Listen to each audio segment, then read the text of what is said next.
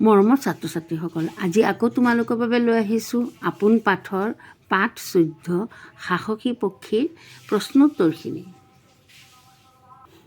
প্ৰথমতে কি আছে চোৱাচোন। প্ৰথমতে কি আছে, ক্ৰিয়াকলাপ। অৰ্থৰ সৈতে চিনাকি হওঁ আহা। অৰ্থ শব্দ আছে, এইখিনি অৰ্থ দিছে, শব্দ অৰ্থটো আমি পঢ়ি লওঁ। ধাৰাসাৰে।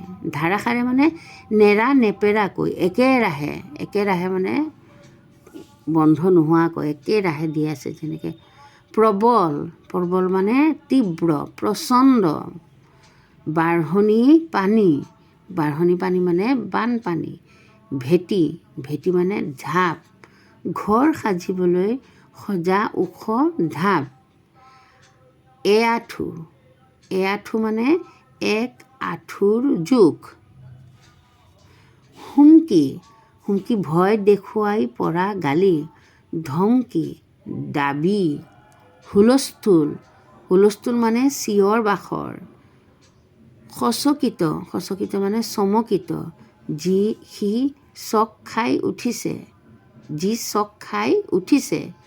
উপায়হীন, উপায়হীন মানে নিৰুপায়। পানী জুৱলি, পানী জুৱলি মানে নৈ, পুখুৰী আদিৰ পানীৰ নিচেই কাষৰ ঠাই। টলকিবই, টলকিবই, টলকিবই মানে উমান পাব, গম পাব। উদ্ধাৰ, উদ্ধাৰ মানে ৰক্ষা। উৎফুল্লিত মানে প্ৰফুল্লিত। উপস্থিত, উপস্থিত মানে বুদ্ধি, উপস্থিত বুদ্ধি মানে লগে লগে অহা বুদ্ধি বা লগে লগে খেলোৱা বুদ্ধি। শলাগিলে, শলাগিলে মানে প্ৰশংসা কৰিলে। এতিয়া 2 নম্বৰ প্ৰশ্নটো চোৱা। পঢ়া আৰু বুজা। প্ৰশ্ন নহয়, উত্তৰ দি আছে ক্ৰিয়াকলাপবিলাক। তালব্য ক্ষয় অন্তস্থই, তালব্য ক্ষয় অন্তস্থই কি হ'ব? তালব্য খত ইয়কাৰ, অন্তস্থই অকাৰ। পঢ়া আৰু লিখা। দন্ত্য খত আকাৰে খা ধ, অন্তস্থ ইয়কাৰ সাধ। স্বৰে অ, দন্ত্য খত আকাৰে খা, দন্ত্য ধ, তাত ইয়কাৰ অসাধ্য। প তাত্ৰকাৰ প্ৰ। তালব্য ক্ষয় দন্ত্য নয় প্ৰশ্ন। প তাত্ৰকাৰ মানে পত লগত কি আছে? যোগ আছে, ৰ যোগ আছে। দন্ত্য দ তাত ৰিকাৰ দ্ৰি। তালব্য খ অন্তস্থ ইয়কাৰ কি হ'ব? দৃশ্য। হস্ৰ উ বেজান্ত ফ তাত হস্যকাৰ। হস্ৰ উ বেজান্ত লাগিলে কি হ'ব? উঠ। ফু লয়লে ল কি হ'ব? উৎফুল্ল। মই তোমালোকৰ বানানখিনি একেবাৰে ভঙাই ভঙাই পঢ়াই আছোঁ। তোমালোকে নিজেই পঢ়ি মোৰ লগে লগে পঢ়ি যাবা। বাৰে বাৰে ভিডিঅ'টো চাই বাৰে বাৰে তোমালোকে ৰিপিট কৰি কৰি পঢ়ি যাবা। চাবা কেইদিনমান পিছত তুমি দুটা তিনিটা চেপ্টাৰ পঢ়িলে পিছৰবাৰৰ পৰা নিজে নিজেই পঢ়িব পাৰিবা গোটেইখিনি। কোনে পঢ়াই দিব নালাগিব। সাহসী পক্ষী পাঠটোৰ দৰে ঘটনা বা কাহিনী তোমালোকে জানা যদি কোৱা। সাহসী পক্ষীৰ পাঠটোৰ দৰে তোমালোকে যদি কোনো ঘটনা বা এনেকুৱা কাহিনী তোমালোকে জানা যদি তেনেহ'লে ক'বা স্কুলত। তলত দিয়া যুক্তাক্ষৰ কেইটাৰে 3টাকৈ শব্দ লিখা। তলত দিয়া যুক্তাক্ষৰ আছে, যুক্তাক্ষৰেৰে 3টাকৈ শব্দ লিখিব দিছে। এতিয়া 3 নম্বৰটো চোৱা। তলত দিয়া যুক্তাক্ষৰ কেইটাৰে 3টাকৈ শব্দ লিখা। যুক্তাক্ষৰ কেইটাৰে 3টাকৈ শব্দ লিখিবলৈ দিছে। এইটো কি আছে? মূৰ্ধন্য ষয় ত, মূৰ্ধন্য স যোগ মূৰ্ধন্য ত, মূৰ্ধন্য সৈতেষ্ট। মূৰ্ধন্য সৈতেষ্ট দি কি হ'ব কোৱাচোন? কি হ'ব? কষ্ট। একেবাৰে সহজ, কষ্ট। আমি কষ্ট পাওঁ নহয় কেতিয়াবা, মনত দুখ পাওঁ, কষ্ট। তাৰপিছত কি হ'ব? চেষ্টা, চেষ্টা, চেষ্টা। তাৰপিছত আৰু এটা কি হ'ব? পুষ্টিকৰ, পুষ্টিকৰ, পুষ্টিকৰ। তাৰপিছত আছে কি? দন্ত্য ক্ষয় থ, দন্ত্য ক্ষয়স্থ। দন্ত্য ক্ষয়স্থ হ'লে কি হ'ব? উপস্থিত। হস্ৰ উ প স্থি ত উপস্থিত। তাৰপিছত কি আহিছে দন্ত্য শইঠস্থ দি হুলস্থুল, হু ল দন্ত্য শইঠস্থ তাত দীঘুকাৰ ল হুলস্থুল। তাৰপিছত আন এটা কি হ'ব বাসস্থান, বতাকেৰে বা দন্ত্য স বাসস্থান দন্ত্য শইঠস্থ তাতাকাৰ দন্ত্য ন বাসস্থান। বুজি পালানে? হুলস্থুল বাসস্থান উপস্থিত দন্ত্য শইঠস্থ দি, মূৰ্ধন্য শইঠস্থ দি কষ্ট চেষ্টা পুষ্টিকৰ। তাৰপিছত দন্ত্য ক্ষয় ৱাব্যয়, দন্ত্য ক্ষয় ৱাব্যয় দি কি হ'ব দন্ত্য ক্ষয় ৱাব্যয় স্বাধী দন্ত্য ন স্বাধীন। তাৰপিছত দন্ত্য ক্ষয় ৱাব্যয় দি কি হ'ব স্বদেশ, দন্ত্য ক্ষয় ৱাব্যয় স্ব দন্ত্য দত একাৰে দে তালিবীয়া স। সদে মই কৈ লিখি আছোঁ, তোমালোকে এনেকৈ ধুনীয়াকৈ কৈ লিখিবা। স্বৰূপ দন্ত্য ক্ষয় ৱাব্যয় স্ব ৰ দীঘুকাৰে ৰু আৰু প স্বৰূপ। মাত্ৰাখিনি দি ল'বা, মাত্ৰা নিদিলে আকৌ বাইদেৱে কি হ'ব মাৰ্ক আধা মাৰ্ক কাটি দিব। তাৰপিছত কি আছে দৈৰ্ঘ্য, দৈৰ্ঘ্য দি কি হ'ব উদ্ধাৰ, হস্য উ দৈৰ্ঘ্য তাত আকাৰ ৰ উদ্ধাৰ। তাৰপিছত কি হ'ব বুদ্ধ, বত হস্যকাৰে বু দৈৰ্ঘ্য বুদ্ধ। তাৰপিছত আন এটা কি হ'ব সুবুদ্ধি, সু বু ধি দৈৰ্ঘ্য তাত হস্যিকাৰ সুবুদ্ধি। বুজি পালানে? তাৰপিছত আছে কি প্ৰশ্নোত্তৰ, প্ৰশ্নোত্তৰখিনি নিজে নিজে কৰিব লাগিব। প্ৰথমে কোৱা তাৰপিছত লিখা, প্ৰথমে ভালকৈ পঢ়ি ল'বা তাৰপিছত গৈ লিখিবা। ক নম্বৰটো কি আছে পক্ষীহঁতৰ গাঁওখন কোনখন নৈৰ পাৰত, পক্ষীহঁতৰ গাঁওখন কোনখন নৈৰ পাৰত আছিল। খ নম্বৰটো কি আছে মাকে পক্ষীহঁতক কি বুলি হুমকি দিছিল, তেওঁ কি বুলি ধমকি দিছিল। গ নম্বৰটো কি পক্ষীৰ ভায়েকৰ নাম কি আছিল। তাৰপিছত ঘ নম্বৰটোলৈ আহা বাঢ়নি পানীৰ সোঁতত কোন উটি গৈছিল। ঙ নম্বৰটো কি আছে পক্ষীয়ে ৰূপকক কিহৰ সহায়ত উদ্ধাৰ কৰিছিল। প্ৰথম 6 নম্বৰটো কেনেকৈ থাকিব লগা হ'লে নিতুলৰ ভাল নেলাগে। 5 নম্বৰটো চোৱা ক অংশৰ লগত খ অংশ মিলোৱা। ক অংশ আছে খ অংশ আছে। ক অংশত কি আছে শিক্ষক, মা, ছাত্ৰ, ভাই, তাৰপিছত কি আছে বাইদেউ, ল'ৰা, বন্ধু, তাৰপিছত কি আছে ৰজা।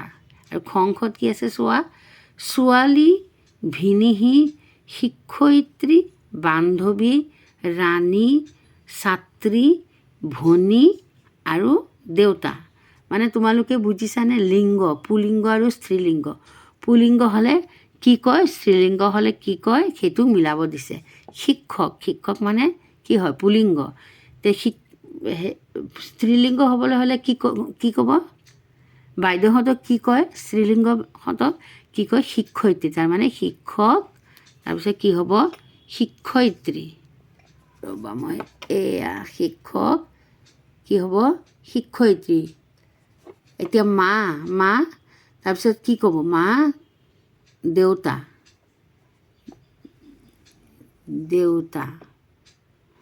তাৰপিছত ছাত্ৰ, ল'ৰা মানুহক ছাত্ৰ ক'ব, ছোৱালী মানুহক কি ক'ব ছাত্ৰী, ছাত্ৰ, ছাত্ৰী।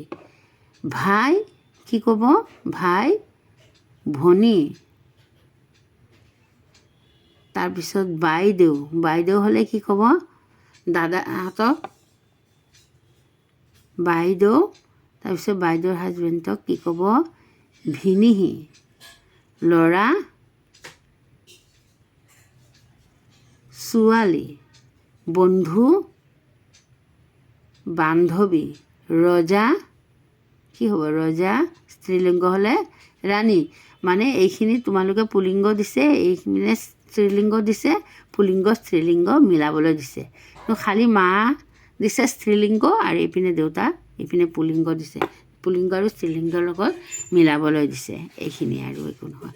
খালী ঠাই পূৰ কৰা, খালী ঠাই পূৰ কৰা বাকচত কিছুমান শব্দ দিছে আৰু খালী ঠাই দিছে পূৰ কৰিব দিছে। খালী ঠাইৰ বাকচৰ পৰা শব্দবিলাক লৈ খালী ঠাইত বহাবলৈ দিছে। যেনে কুলু কুলু, ঠক ঠক, ভোক ভোক, বক বক। এতিয়া কি হৈছে, জৰ জৰকৈ বৰষুণ পৰিছে। এতিয়া পানী উতলিলে আমি কি ক'ম? বক বক, বক বককৈ। খ নম্বৰটো কি হ'ব? পানী উতলিলে আমি কি কওঁ? বক বক, ব ক ব ক, বক বক। গ নম্বৰটো কি? ডেছ কৈ মানুহজন কঁপিছে। কঁপিলে কি হওঁ? আমি কি কওঁ?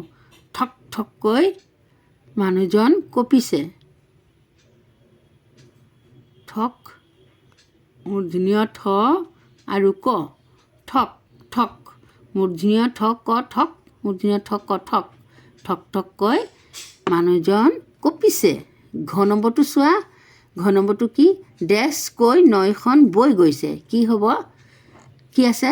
কুলু কুলু, ভোক ভোক। এতিয়া ভোক ভোককৈ নৈখন বয় নেকি? নহয়, কুলু কুলুকৈ। কুলু, তাৰপিছত ক থচুকাৰে কু, ল থচুকাৰে লু, কুলু কুলুকৈ নৈখন বৈছে। তাৰপিছত উঙ নম্বৰটো চোৱা কি আছে? উঙ নম্বৰটো ডেছ কৰি কুকুৰটোৱে ভুকিছে। ভুকিছে, কুকুৰটোৱে ভুকিলে আমি কি কওঁ? ভোক ভোক। ভু, ভ থচুকাৰে ভু, ক, ভ থচুকাৰে ভু, ক, ভোক ভোককৈ কৰি কুকুৰটোৱে ভুকিছে। এতিয়া 6 নম্বৰ প্ৰশ্নটোলৈ আহা। উদাহৰণ দেখুওৱাৰ দৰে খালী ঠাই পূৰ কৰা।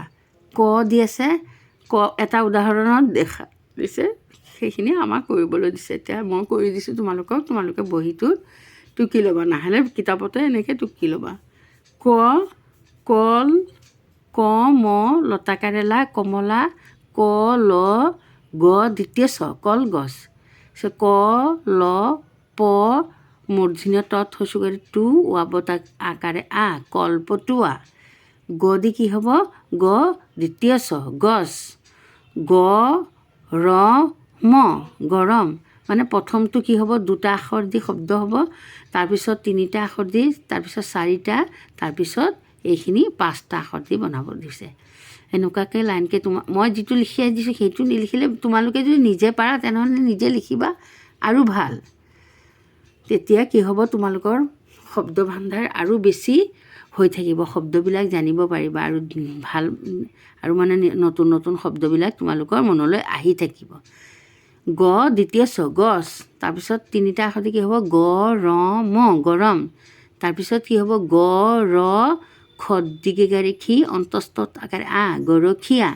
তাৰপিছত গ হ দন্ত্য নতাকাৰে না, ল অন্তস্থ, গহনালয়। তাৰপিছত প দি কি হ'ব? প ধৰে ৰ, পৰ। তাৰপিছত তিনিটা দি কি হ'ব? প ৰ ম, পৰম। তাৰপিছত প ৰতাকাৰে ৰা, ম তালিবীয় খ ওপৰত ৰে, পৰা মৰ খ। তাৰপিছত কি হ'ব? 5টা দি প ৰথচিকাৰে ৰি, পৰি, তালিবীয় খ তাত ৰকাৰ, পৰিশ্ৰ, ম থচিকাৰে মি, পৰিশ্ৰমী। তাৰপিছত কি হ'ব? ক পৰিশ্ৰমিক। দন্ত্য ন দি, দন্ত্য ন দ দীৰ্ঘিকাৰে দি, নদী। দন্ত্য ন হ অন্তস্থ নহয়। তাৰপিছত দন্ত্য ন তাত হচুকাৰ নু, ম, নুম, ল দীৰ্ঘিকাৰে লি, নুমলি, অন্তস্থত আকাৰ নুমলীয়া। তাৰপিছতটো কি হ'ব? দন্ত্য ন অন্তস্থ দন্ত্য ন, নয়ন। দন্ত্য ত ৰত আকাৰে ৰা, নয়নতৰা। এইখিনিলৈ তোমালোকে বুজি পালানে? এতিয়া প্ৰশ্ন উত্তৰখিনি মই লিখি দিছোঁ, তোমালোকে বহীত লিখি লোৱা। প্ৰথম প্ৰশ্নটো চোৱা। 4 নম্বৰ ক পক্ষীহঁতৰ গাঁওখন কোনখন নৈৰ পাৰত? উত্তৰটো কি হ'ব? পক্ষীহঁতৰ গাঁওখন দিচাং নৈৰ পাৰত। খ নম্বৰটো চোৱা। মাকে পক্ষীহঁতক কি বুলি হুমকি দিছিল? এতিয়া উত্তৰটো কি হ'ব? পক্ষীহঁতক পানীৰে নেখেলিবলৈ মাকে হুমকি দিছিল। গ নম্বৰটো চোৱা, গ নম্বৰটো পক্ষীৰ ভায়েকৰ নাম কি আছিল?